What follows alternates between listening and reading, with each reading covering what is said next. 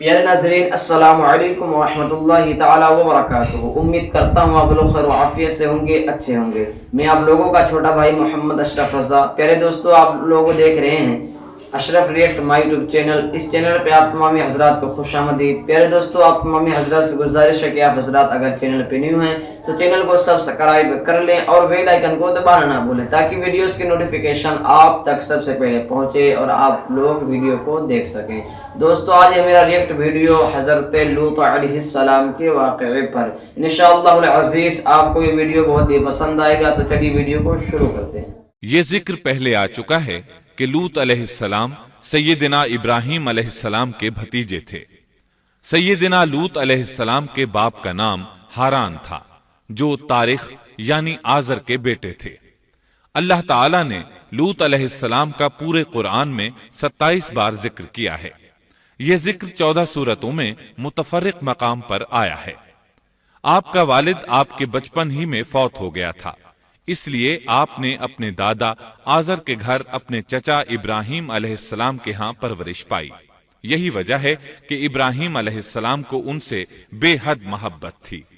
جس وقت پوری قوم سیدنا ابراہیم علیہ السلام کے خلاف اٹھ کھڑی ہوئی اور انہیں آگ میں ڈالا گیا، اس کٹھن وقت میں صرف لوط علیہ السلام ہی وہ شخصیت تھے جو آپ پر ایمان لا چکے تھے۔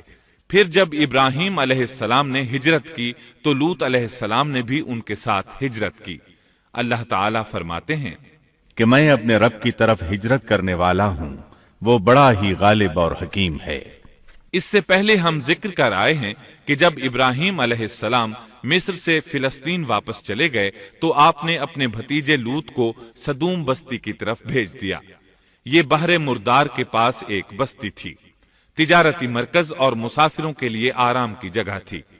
یہ کافر قوم تھی، ان میں ایک بھی مومن نہیں تھا۔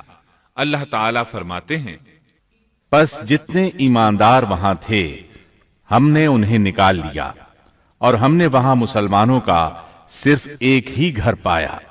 یہ سب لوگ کافر تھے، لوگوں میں سب سے زیادہ فاسق اور فاجر تھے۔ ان لوگوں نے ایسی برائیاں ایجاد کی کہ ان سے پہلے کائنات میں کسی نے نہ کی تھیں۔ چنانچہ اللہ فرماتے ہیں جب لوط نے اپنی قوم سے کہا تم ایسی فحاشی اور بے حیائی کا ارتکاب کرتے ہو جو جہانوں میں تم سے پہلے کسی شخص نے نہیں کی۔ پھر اللہ فرماتے ہیں کیا تم عورتوں کو چھوڑ کر مردوں سے حاجت پوری کرتے ہو، بلکہ تم حد سے بڑھنے والی قوم ہو۔ اس کام یعنی اغلام بازی اور جنسی بے راہ روی کو قوم لوط نے شروع کیا، لیکن بعض کہتے ہیں یہ تو فطری چیز ہے اور بعض کہتے ہیں یہ جنات سے شروع ہوئی۔ بہرحال یہ فسق و فجور اور گھناؤنا جرم اسی قوم سے شروع ہوا۔ فرشتوں کی زبانی اللہ تعالیٰ نے فرمایا فرشتوں نے کہا کہ ہم گناہگار قوم کی طرف بھیجے گئے ہیں۔ پھر کہنے لگے مگر خاندان لوط کہ ہم ان سب کو تو ضرور بچا لیں گے، سوائے اس کی بیوی کے کہ ہم نے اسے رکنے اور باقی رہ جانے والوں میں مقرر کر دیا ہے۔ اسی طرح لوط علیہ السلام نے ان سے کہا کیا تم جہان والوں میں سے مردوں کے ساتھ شہوت رانی کرتے ہو، اور تمہاری جن عورتوں کو اللہ نے تمہارا جوڑ بنایا ہے ان کو چھوڑ دیتے ہو، بلکہ تم ہو ہی حد سے گزر جانے والے۔ اللہ تعالیٰ نے قرآن میں کتنے ہی مقامات پر اس گناہ کی برائی اور قباحت بیان فرمائی ہے، اس لیے کہ یہ نہایت سنگین اور گھناؤنا جرم ہے۔ اللہ تعالیٰ فرماتے ہیں اور لوط کا ذکر کر جبکہ اس نے اپنی قوم سے کہا کہ کیا باوجود دیکھنے بھالنے کے پھر بھی تم بدکاری کرتے ہو؟ یہ کیا بات ہے کہ تم عورتوں کو چھوڑ کر مردوں کے پاس شہوت سے آتے ہو؟ حق یہ ہے کہ تم بڑی ہی نادانی کر رہے ہو۔ اللہ تعالیٰ نے اس قوم کی قبیح خصلتوں کا جتنا ذکر کیا ہے کسی اور قوم کا نہیں کیا۔ انہیں کافر، مجرم، جاہل اور حد سے بڑھنے والا کہا گیا، کہیں فضول خرچی کرنے والے اور فاسق کہا گیا۔ یہ تمام برائیاں ان میں موجود تھیں۔ اللہ تعالیٰ فرماتے ہیں اور لوط کو یاد کرو جب انہوں نے اپنی قوم سے کہا تم ایسی فحاشی کرتے ہو کہ تم سے پہلے کسی جہاں والے نے نہیں کی۔ کیا تم مردوں کے پاس بدفعلی کے لیے آتے ہو اور راستوں میں ڈاکے ڈالتے ہو اور مجالس میں نہایت برے کام کرتے ہو؟ یہ لوگ اس قدر خبیث تھے کہ بھری مجلس میں برے برے کام کرتے تھے۔ مثلاً سب کی موجودگی میں زوردار آواز کے ساتھ ہوا خارج کرتے، پھر اپنی اس حرکت پر ہنستے۔ غرض یہ کہ برائی کی تمام تر صفات ان میں موجود تھیں۔ لوط علیہ السلام پھر بھی انہیں سمجھاتے رہے، لیکن وہ جھٹلاتے ہی رہے۔ اللہ تعالیٰ فرماتے ہیں، قوم لوط نے پیغمبروں کو جھٹلایا، جبکہ ان کے بھائی لوط نے ان سے کہا کہ تم اللہ کا خوف نہیں رکھتے۔ میں بلا شبہ تمہاری طرف امانت والا پیغمبر ہوں۔ اللہ سے ڈرو اور میری اطاعت کرو، اور اس کام پر میں تم سے کوئی اجرت اور مزدوری نہیں چاہتا۔ میرا اجر تو صرف اور صرف جہانوں کو پالنے والے کے ذمے ہے۔ انبیاء کا مشن ہی یہ ہوتا ہے کہ تبلیغ کرتے رہیں، لہٰذا لوط علیہ السلام دعوت دیتے رہے، لیکن دعوت کے نتیجے میں قوم کا رد عمل کیا تھا، اللہ نے اس کا بھی ذکر کیا ہے۔ پس اس کی قوم کا جواب یہی ہوتا کہ اللہ کا عذاب لے آ اگر تو سچا ہے۔ اسلام دشمن اور کافر قوموں کا جواب یہی ہوتا ہے۔ قوم عاد اور قوم سمود نے بھی یہی جواب دیا تھا۔ دوسری آیت میں ہے، لوط نے انہیں ہماری پکڑ سے ڈرایا، یعنی انہوں نے کہا اے قوم، اللہ کی پکڑ سے اور عذاب سے بچ جاؤ، محتاط ہو جاؤ۔ اس کی لاٹھی بے آواز ہے، لیکن وہ ڈرانے والوں سے بھی جھگڑتے ہی رہے۔ ایک اور آیت میں اللہ فرماتے ہیں، اور ان کی قوم سے کوئی جواب نہ بن پڑا بجز اس کے کہ آپس میں کہنے لگے کہ ان لوگوں کو اپنی بستی سے نکال دو، یہ پاک باز بننے کی کوشش کرتے ہیں۔ چونکہ یہ سب کے سب لوگ فحاشی، عریانی، بے حیائی، بے غیرتی، فسق و فجور اور بدکاری میں مصروف تھے، ان کے نزدیک پاکیزگی اختیار کرنا بے معنی کام بن چکا تھا۔ لوط علیہ السلام اور ان کی بیٹیوں کے علاوہ کوئی شخص پاک نہ تھا، سب کے سب غلاظت میں ڈوبے ہوئے تھے۔ چنانچہ انہوں نے لوط علیہ السلام کو اپنی بستی سے نکال باہر کرنے کا فیصلہ کیا۔ کہنے لگے، اے لوط، اگر تو اپنے اس واعظ و نصیحت سے باز نہ آیا تو ضرور تجھے نکال دیا جائے گا۔ اس پر لوط نے فرمایا، میں بھی تمہارے اس گھناونے عمل سے بیزار ہو چکا ہوں۔ چنانچہ لوط علیہ السلام اس موقع پر وہاں سے نکل آئے اور اپنے رب سے یوں دعا گو ہوئے، اے میرے پروردگار، مجھے اور میرے اہل کو ان کے عمل سے بچا لے اور نجات عطا فرما۔ کتنی ہی آیات میں ہے کہ ان لوگوں نے لوط علیہ السلام کو بستی سے نکالنے کا عزم کر رکھا تھا، اور لوط علیہ السلام اس پوری بستی میں بے یار و مددگار تھے۔ وہاں ان کا کوئی خاندان تو تھا نہیں، لہٰذا گھر میں ہی بیٹھے رہے، دعا کرتے رہے، اے پروردگار، اس فسادی قوم کے خلاف میری مدد فرما۔ اس دعا سے اس قوم کی ایک اور خصلت معلوم ہوئی، اور وہ یہ کہ وہ فسادی بھی تھے۔ سو اللہ نے دعا قبول فرمائی، فرشتے بھیجے، جبرائیل، میکائیل اور ملک الموت، اور بعض روایات کے مطابق اسرافیل کو بھی ان کے ساتھ بھیجا گیا۔ وہ سب سے پہلے ابراہیم علیہ السلام کے پاس آئے تاکہ انہیں اسحاق علیہ السلام کی بشارت دیں۔ آخرکار یہاں سے فرشتوں نے سدوم کا رخ کیا۔ یہ فرشتے وہاں نوجوان لڑکوں کی صورت میں پہنچے، ان کی ٹولیوں کے پاس سے گزرے تاکہ انہیں آزما لیا جائے، ان پر حجت قائم ہو جائے۔ مطلب یہ کہ اللہ تعالیٰ نے فرشتوں سے کہا تھا کہ ان لوگوں کو اس وقت تک ہلاک نہ کرنا جب تک کہ ان کے نبی کو ان پر الزام لگاتے نہ دیکھ لو۔ چنانچہ یہ فرشتے نوجوان اور خوبرو لڑکوں کی صورت میں بستی کے کنارے پہنچ گئے۔ لوط علیہ السلام کی ایک بیٹی بستی سے باہر کنارے پر رہتی تھی۔ جب اس نے انہیں دیکھا تو ڈر گئی۔ اس نے سوچا، ہماری قوم کے لوگوں نے اگر انہیں دیکھ لیا تو ضرور ان سے برائی کر کے رہیں گے، اس لیے وہ اپنے والد لوط علیہ السلام کی طرف دوڑی، ان کے پاس پہنچ کر کہنے لگی، میں نے چند نوجوان لڑکوں کو دیکھا ہے اور میں ان کے بارے میں خوف زدہ ہوں۔ لوط علیہ السلام جلدی سے ان کی طرف آئے، ان سے پوچھا، آپ کیسے آئے ہیں؟ انہوں نے بتایا، ہم آپ کے مہمان ہیں۔ لوط علیہ السلام چاہتے تھے انہیں باہر ہی سے دوسری طرف روانہ کر دیں، لیکن جب انہوں نے کہا کہ ہم مہمان ہیں تو وہ انہیں جانے کے لیے نہ کہہ سکے، چنانچہ ان سے بولے، اللہ کی قسم، زمین کی پشت پر اس سے خبیث اور گندی قوم ہم نے نہیں دیکھی، اور نہ ہی کسی کے بارے میں ایسا معلوم ہوا۔ آپ نے 2 بار، 3 بار اور پھر 4تھی بار بھی ان سے یہی بات کہی تاکہ ان نوجوانوں کو حالات کا علم ہو جائے، وہ بھانپ لیں، لیکن وہ تو فرشتے تھے اور لوط علیہ السلام کی قوم کے خلاف گواہی تلاش کر رہے تھے۔ آخر لوط علیہ السلام انہیں اپنے گھر لے آئے، انہیں بٹھایا۔ لوط علیہ السلام کی بیوی کافر تھی اور قوم کے ساتھ تھی۔ وہ باہر گئی اور اس نے لوگوں کو بتایا کہ اس نے لوط علیہ السلام کے گھر میں ایسے خوبصورت چہروں والے نوجوان دیکھے ہیں کہ زمین پر آج تک ان جیسے کہیں نظر نہیں آئے۔ یہ سنتے ہی وہ سب لوط علیہ السلام کے گھر کی طرف لپکے۔ قرآن کریم میں آتا ہے، لوگ جلدی سے اس کی طرف لپکے اور وہ اس سے پہلے فحاشی کے عادی بن چکے تھے۔ ایک جگہ الفاظ ہیں، شہر کے لوگ خوش ہوتے ہوئے آئے۔ وہ اس حد تک فاسق اور فاجر بن چکے تھے کہ خوش ہوتے ہوئے وہاں آئے تاکہ ان خوبصورت لڑکوں سے لذت حاصل کر سکیں۔ یہ گھر کے سامنے پہنچ گئے تو لوط علیہ السلام انہیں روکنے کے لیے گھر سے نکلے۔ ان سے فرمایا، اے میری قوم، تمہاری خواہش کے لیے میری بیٹیاں موجود ہیں، یعنی قوم کی عورتیں موجود ہیں۔ نبی قوم کا باپ ہوتا ہے، اس کی بیویاں قوم کی مائیں اور قوم کی عورتیں اس کی بیٹیاں شمار ہوتی ہیں، جیسا کہ سورہ ہود میں آتا ہے۔ کہنے لگے، اے میری قوم، میری یہ بیٹیاں تمہارے لیے پاکیزگی کا باعث ہیں، لہٰذا اللہ سے ڈرو اور مجھے میرے مہمانوں کے بارے میں رسوا نہ کرو۔ کیا تم میں کوئی بھلا شخص موجود نہیں؟ آپ کی بات کے جواب میں انہوں نے کیا جواب دیا؟ قرآن مجید میں آتا ہے، کہنے لگے، لوط، تو جانتا ہے تیری بیٹیوں یعنی قوم کی عورتوں سے ہمیں کوئی سروکار نہیں، ہم جو چاہتے ہیں تمہیں خوب معلوم ہے۔ لوط کہنے لگے، کاش میرے پاس کوئی قوت ہوتی یا میں کسی مضبوط پناہ میں ہوتا۔ لوط علیہ السلام کے پاس کچھ بھی تو نہیں تھا، صرف ان کی اپنی بیٹیاں ان پر ایمان لائی تھیں، یہاں تک کہ ان کی بیوی بھی کافر تھی۔ بخاری اور مسلم کی روایت ہے، نبی کریم صلی اللہ علیہ وسلم نے فرمایا، اللہ تعالی لوط پر رحمت فرمائے، وہ اللہ تعالی کی طرف پناہ لیتے تھے۔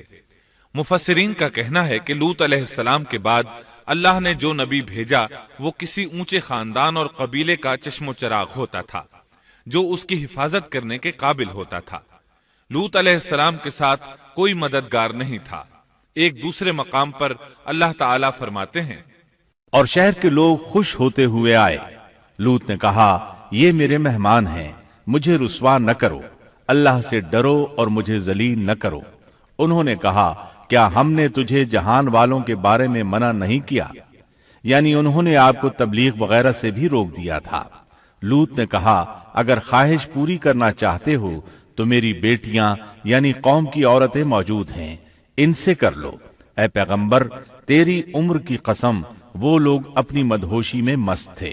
اللہ تعالیٰ نے کسی انسان کی عمر کی قسم نہیں کھائی سوائے نبی کریم صلی اللہ علیہ وسلم کے، اور یہ اعزاز آپ کے شرف، عزت اور تکریم پر دلیل ہے۔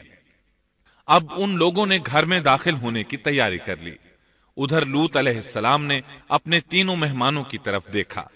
آپ ان کے لیے فکر مند تھے، لیکن وہ یہ دیکھ کر حیران ہوئے بغیر نہ رہے کہ وہ تینوں بالکل بے فکر بیٹھے تھے۔ اس وقت کی کیفیت اللہ تعالیٰ نے قرآن مجید میں یوں بیان فرمائی ہے، تم لوگ تو کچھ انجان سے معلوم ہو رہے ہو۔ اس پر وہ کہنے لگے، ہم تو تیرے پاس وہ فیصلہ لائے ہیں جس میں اس قوم کو شک تھا، اور ہم تیرے پاس حق لے کر آ چکے ہیں، اور بے شک ہم سچے ہیں۔ سورۃ العنکبوت میں اللہ تعالیٰ فرماتے ہیں، فرشتوں نے کہا، اے لوط، نہ ڈر اور غم نہ کھا، یقیناً ہم تجھے اور تیرے اہل کو سوائے تیری بیوی کے نجات دیں گے، وہ پیچھے رہ جانے والوں میں سے ہوگی۔ ہم اس بستی والوں پر ان کے گناہوں کے سبب آسمان سے عذاب نازل کرنے والے ہیں۔ انہوں نے یہ بھی کہا، کہنے لگے، اے لوط، ہم اللہ کے بھیجے ہوئے فرشتے ہیں، یہ لوگ تجھ تک نہ پہنچ پائیں گے، یعنی تجھے تکلیف نہیں پہنچا سکیں گے۔ پھر ان میں سے ایک شخص نے اندر داخل ہونے کی کوشش کی۔ جبریل اٹھے، انہیں ایک ایسی ضرب لگائی کہ تمام کے تمام اوندھے ہو گئے۔ اس بارے میں اللہ کا فرمان ہے، انہوں نے لوط کو اس کے مہمانوں کے بارے میں پھسلانے کی کوشش کی تو ہم نے ان کی آنکھیں مٹا ڈالی۔ اللہ تعالیٰ سورۃ القمر میں فرماتے ہیں، پس میرا عذاب اور ڈرانا چکھو۔ وہ دھمکیاں دینے لگے اور واپس جاتے ہوئے کہنے لگے، ہم تجھ سے کل نبٹ لیں گے۔ انہوں نے سزا محسوس بھی کر لی لیکن پھر بھی توبہ نہ کی۔ اس وقت فرشتوں نے کہا، یقیناً ان کے وعدے کا وقت صبح کا ہے، اور کیا صبح بالکل قریب نہیں؟ صبح تک انہیں مہلت مل گئی۔ فرشتوں نے کہا، اے لوط، اپنے اہل کو رات کے حصے میں لے کر نکل جا، اور ان کے پیچھے پیچھے تو چل، اور تم میں سے کوئی پیچھے مڑ کر نہ دیکھے، اور جہاں تمہیں حکم ہو چلے جاؤ۔ اور ہم نے اسے وہ فیصلہ سنا دیا کہ صبح ہوتے ہی اس قوم کی جڑ کاٹ دی جائے گی۔ اسی طرح اللہ تعالی سورۃ الشعراء آیت 170 اور 171 میں فرماتے ہیں، ہم نے اسے اور اس کے تمام اہل کو نجات دی، سوائے اس کی بیوی کے جو پیچھے رہنے والوں میں سے تھی۔ سورۃ القمر میں اللہ تعالی فرماتے ہیں، تمام ہلاک ہو گئے سوائے لوط کی آل کے، انہیں ہم نے صبح سحری کے وقت یعنی رات کے آخری حصے میں نجات دی، یہ ہمارا احسان تھا، اور اسی طرح ہم شکر گزاروں کو بدلہ دیتے ہیں۔ چنانچہ لوط علیہ السلام نکل کھڑے ہوئے، ان کے ساتھ ان کی صرف 2 بیٹیاں تھیں، وہ بستی سے نکل گئے۔ پھر صبح ہوئی، روشنی پھیلنے لگی تو عذاب آ گیا، اور صبح سویرے ہی انہیں ٹھہرنے والے عذاب نے آ لیا، پس تم میرے عذاب اور ڈرانے کا مزہ چکھو۔ یہ عذاب کیسا تھا؟ جبریل علیہ السلام آئے، اپنا پر زمین کے نیچے داخل کیا، اس مکمل بستی کو اکھیڑا اور آسمان کی طرف اٹھا کر لے گئے۔ کہا جاتا ہے کہ فرشتوں نے اس بستی کے مرغوں کی اذان اور کتوں کے بھونکنے کی آوازیں سنی، اور لوگوں نے فرشتوں کی تسبیح سن لی۔ جبریل علیہ السلام نے ایک چیخ ماری، سب بجھی ہوئی آگ کی طرح ہو گئے، پھر مکمل بستی کو پکڑ کر الٹا دیا، ہر ایک کے لیے آسمان میں پتھر تیار تھا، بہرحال اس کو زمین پر دے مارا۔ اللہ تعالیٰ سورہ ہود میں فرماتے ہیں، پس جب ہمارا حکم آیا تو ہم نے اس کا اوپر والا حصہ نیچے کیا، اور ان پر کنکریلے پتھر برسائے جو تہ بتہ تھے، تیرے رب کی طرف سے نشاندار تھے، اور وہ ان ظالموں سے کچھ دور نہیں تھے۔ سورۃ الحجر میں اللہ فرماتے ہیں، روشنی ہوتے ہی انہیں بڑے زور کی چیخ نے پکڑ لیا، پھر ہم نے اس کا بلند حصہ نیچے کیا اور ان پر کنکر والے پتھر برسائے۔ سورۃ الشعراء میں اللہ فرماتے ہیں، اور ہم نے ان پر ایک خاص قسم کا می برسایا، پس بہت ہی برا می تھا جو ڈرائے گئے ہوئے لوگوں پر برسا۔ یہ ماجرا بھی سراسر عبرت ہے، ان میں سے بھی اکثر مسلمان نہ تھے۔ بے شک تیرا پروردگار وہی ہے، غلبے والا، مہربانی والا۔ سورۃ النجم میں اللہ فرماتے ہیں، اور اس نے الٹائی ہوئی بستیاں گرا دی، پھر ان کو اس چیز سے ڈھانپا جس سے بھی ڈھانپا، مطلب یہ کہ ان پر پتھروں کی بارش برسائی۔ پس تم اپنے رب کی کون کون سی نعمتوں میں جھگڑو گے؟ یہ شخص بھی پہلے ڈرانے والوں کی طرح ایک ڈرانے والا ہے۔ اس طرح یہ بستی سدوم باہر مردار کے علاقے میں تہس نہس ہو گئی، اور اس کے آثار و نشانات قیامت تک کے لیے چھوڑ دیے گئے ہیں۔ ان نشانات کو اسی لیے باقی چھوڑا گیا ہے کہ سارا جہان ان کو دیکھ کر عبرت پکڑے، فحاشیوں سے باز آ جائے، خاص طور پر سب سے بڑی فحاشی جو قوم لوط کا عمل تھا، اس سے باز آ جائیں۔ سیدنا لوط علیہ السلام کے اس قصے میں قرآن حکیم اور احادیث نبوی سے یہ بات ثابت ہوتی ہے کہ سیدنا لوط علیہ السلام جس قوم کی طرف مبعوث کیے گئے تھے، وہ قوم اخلاق کے اعتبار سے بالکل ختم ہو چکی تھی، اور اب اس کی اصلاح ناممکن ہو چکی تھی۔ اس قوم نے اپنے جرم کو جرم بھی نہیں سمجھا تھا، عام مقامات پر اعلانیہ بے حیائی کرنا ان کا مشغلہ تھا۔ یہ ایسا عمل تھا جس کی ماضی میں کوئی نظیر نہیں ملتی۔ مردوں کا مردوں سے اختلاط اور عورتوں کا عورتوں سے، یہ ایسا فعل تھا جو جنگل کے وحشی جانور بھی نہیں کرتے۔ یہی وجہ تھی کہ یہ قوم اپنے میں سے کچھ نیک لوگوں کو بھی برداشت نہیں کرتی تھی، وہ انہیں نیکی اور شرافت کی دعوت دیتے تھے، اسی لیے وہ ان کے سخت مخالف ہو گئے تھے۔ قرآن کریم نے اس قوم کے 3 بڑے جرائم کا ذکر کیا ہے۔ یہ کہ تم مردوں سے بدفعلی کرتے ہو، مسافروں کو لوٹ لیتے ہو، عام مجلسوں میں اعلانیہ فحاشی کرتے ہو، इन 3 गुनाहों में से सबसे पहला गुनाह बदतरीन गुनाह था। ये गुनाह इस कौम से पहले किसी ने नहीं किया था। गोया वो इस गुनाह को ईजाद करने वाले थे, और ये गुनाह जिना से भी ज्यादा शदीद है। कुरान करीम और अहादीस की रूह से इग़लामबाजी एक बदतरीन गुनाह है। अहादीस में इस गुनाह की मुख्तलिफ सजाएं आई हैं। एक रिवायत में है कि फाइल और मफूल दोनों को कत्ल कर दो। बस्ती सदूम अजाब के नुजूल से कब्ल किन हालात से दो चार थी, सूरत ज़ारियात आयत 35 और 36 में यूं बयान हुआ है, फिर हमने उन सब लोगों को निकाल लिया जो उस बस्ती में मोमिन थे, यानी लूत अलैहिस्सलाम और उन पर ईमान लाने वाले। सो हमने उस बस्ती में सिवाय एक घर के मुसलमानों का कोई घर न पाया। इसका मतलब है वहां सिर्फ सैयदना लूत अलैहिस्सलाम और उनका घराना मुसलमान था, बाकी सब घर काफिरों के थे। अल्लाह ताला किसी कौम की मुकम्मल तबाही का फैसला उस वक्त तक नहीं करते जब तक कि उस कौम में कुछ काबिले लिहाज भलाई मौजूद हो, मगर जब कौम का हाल ये हो जाए कि उसमें भलाई आटे में नमक के बराबर भी बाकी न रहे, तो ऐसी सूरत में अल्लाह का कानून ये है कि नबी और उस पर ईमान लाने वालों को अपनी कुदरत खास से किसी न किसी तरह बचा लिया जाता है, और बाकी लोगों के साथ वही मुआमला किया जाता है जो होशमंद ताजिर अपने टोकरे के गले सड़े फलों के साथ करता है। अच्छे फल उनमें से निकाल लेता है और सड़े हुए बाहर फेंक देता है। अजाब के बाद अल्लाह ताला ने उस शहर के खंडरात के बारे में सूरत ज़ारियात आयत 37 में यूं फरमाया है, इस अजाब के बाद हमने वहां बस एक निशानी उन लोगों के लिए छोड़ दी जो दर्दनाक अजाब से डरते थे। इस निशानी से मुराद बुहैरा मुर्दार है।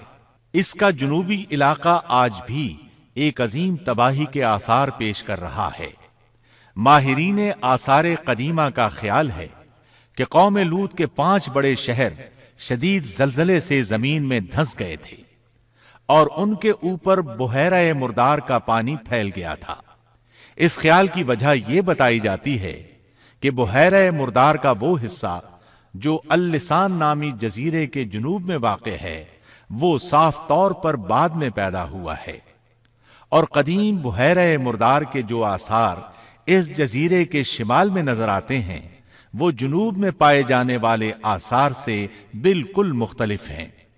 माहिरीन आसार कदीमा ने इससे ये बात अख्ज़ की है कि जुनूब का हिस्सा पहले इस बुहैरा की सतह से बुलंद था, बाद में जलजले से धंसकर जमीन के नीचे चला गया।